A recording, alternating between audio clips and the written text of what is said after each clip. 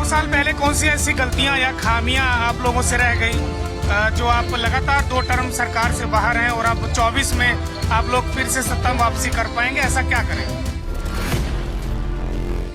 देखो, कमी ऐसे है कि जो लगातार सत्ता में रहता है तो कहीं ना कोई ऐसी कमी रह जाती है जिसको लोग समझते हैं कि ये काम होना चाहिए था, ये नहीं हुआ। हमने तो 9 साल में सीखा भाई इस तरह घटिया से घटिया काम भी इस तरीके से हो सकते हैं। हमारी पार्टी इतने दिन सत्ता में रही, हमने तो इस तरह के घटिया काम नहीं करे। फिर उनके नाम पे वोट मांगना, देश के जवानों को शहीद होने के बाद उनके नाम पे वोट मांगना, ये घटिया राजनीति पिछले 9 साल में ही हुई है, उससे पहले कभी नहीं हुई।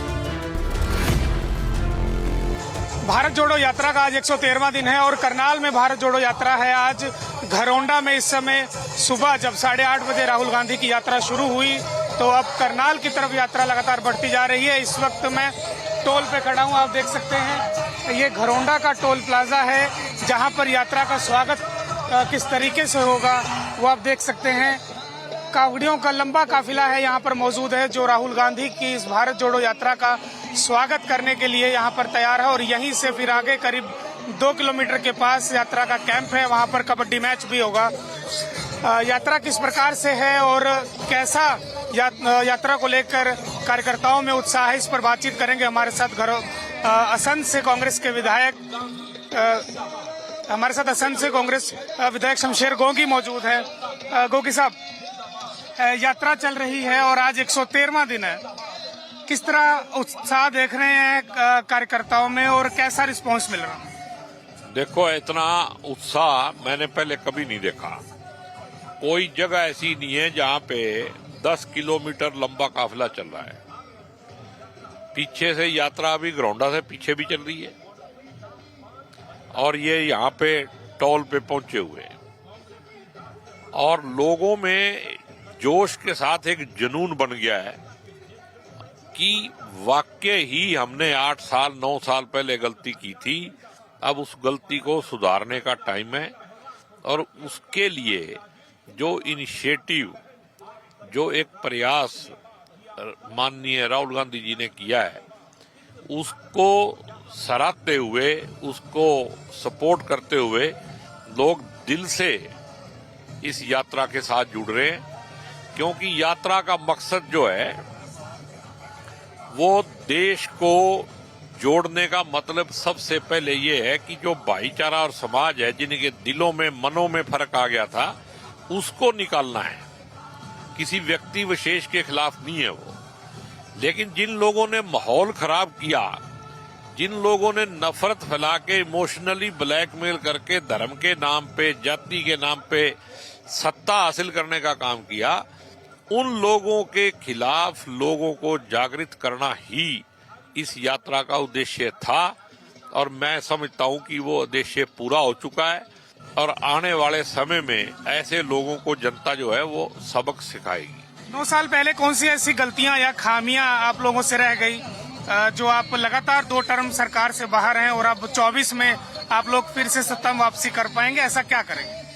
देखो, कमी ऐसे है कि जो लगातार सत्ता में रहता है तो कहीं ना कोई ऐसी कमी रह जाती है जिसको लोग समझते हैं कि ये काम होना चाहिए था, ये नहीं हुआ। एंटी इनकम्बेंसी हो जाती है। तो वो एक बात थी।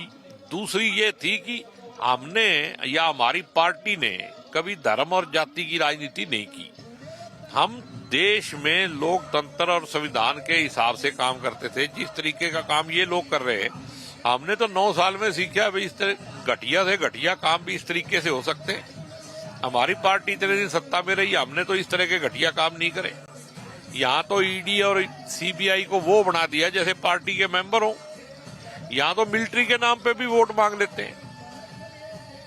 लोगों को मरवा के फिर उनके नाम पे वोट मांगना, देश के जवानों को शहीद होने के बाद उनके नाम पे वोट मांगना, ये घटिया राजनीति पिछले 9 साल में ही हुई है, उससे पहले कभी नहीं हुई थी।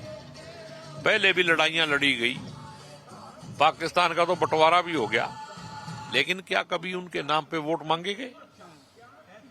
एक जो लेवल था नेताओं का, एक जो कद था, वो घटा है और स्वार्थ की राजनीति बड़ी है। सत्ता के लिए आप कहीं भी नीचे गिर सकते हो, ये पिछले 9 साल में ही सीखा है। इस प्रकार से कल आपके राष्ट्रीय अध्यक्ष ने एक बयान दिया और साफ तौर पर अमित शाह के एक बयान का पलटवार किया कि जिसमें वो कह रहे थे कि 6 महीने में राम मंदिर का शिलान्यास तो हो गया है, राम मंदिर का उद्घाटन हो जाएगा। तो उन्होंने ये कहा कि अमित शाह क्या कोई ज्योतिषी हैं?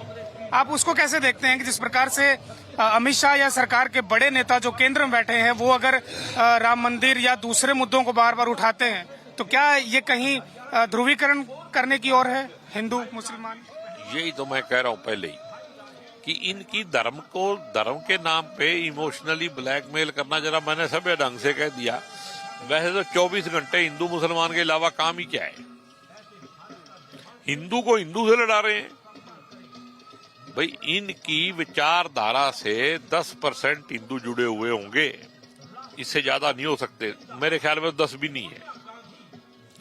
लेकिन उसको इस तरीके से इवेंट मैनेजमेंट में बदल के लोगों के सामने रखते हैं कि 15 आदमियों से 100 आदमियों को, 80 आदमियों को खतरा है, देश बर्बाद हो जाएगा। इस तरीके से प्रोजेक्ट करते हैं। और अब तो इनकी पोल खुल रही है कोर्ट में, जितने दंगे हुए, जो आजकल काम हुए। और सबसे बड़ा डर इनको ये है, अब जो ये गलत काम कर रहे हैं ना, उसके पीछे ये डर है कि अगर सत्ता चली गई तो हमारी फाइलें खुल गई तो हमारे लिए तो जेल भी नहीं बनी जिसमें इतने दिन रह लेंगे हम। इन साधारण जेलों में रखने के लायक आदमी नहीं है ये तो बहुत खतरनाक लोग हैं।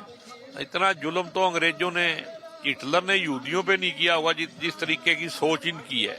हिटलर के फॉलोअर हैं, आरएसएस तो अपनी किताबों में उसको फॉलो करती है। और इस देश में गिरावट तो यहां तक आ गई कि अगर सावरकर इस देश में आजादी का परवाना था तो चंद्रशेखर आजाद और भगत सिंह क्या थे? ये हमें सोचना पड़ेगा ना। फिर या तो वो वाकई आतंकवादी थे, क्योंकि सावरकर तो अंग्रेजों के साथ था। वो अगर मतलब स्वतंत्रता सेनानी है और मोदी जी 15 अगस्त को लाल किले की प्राचीर से बोलते हैं, तो फिर जो गांधी जी थे, जो भगत सिंह था, जो राजगुरु सुखदेव, जो लोग शहीद हुए, चंद्रशेखर आजाद, अशफाक उल्ला खां, बिस्मिल खां, वो कौन थे? या तो वो स्वतंत्रता सेनानी हो सकते हैं और या फिर वीर सावरकर हो सकता है। कैमरा पर्सन मोनू के साथ सुधीर पांडे, पंजाब के CTV, खरोड़ा। हमसे जुड़े रहने के लिए हमारे YouTube चैनल को सब्सक्राइब करें और नई वीडियो की नोटिफिकेशन के लिए बेल आइकॉन को दबाएं। अगर आप ये वीडियो Facebook पर देख रहे हैं तो लाइक जरूर करें और ज्यादा से ज्यादा शेयर करें। धन्यवाद।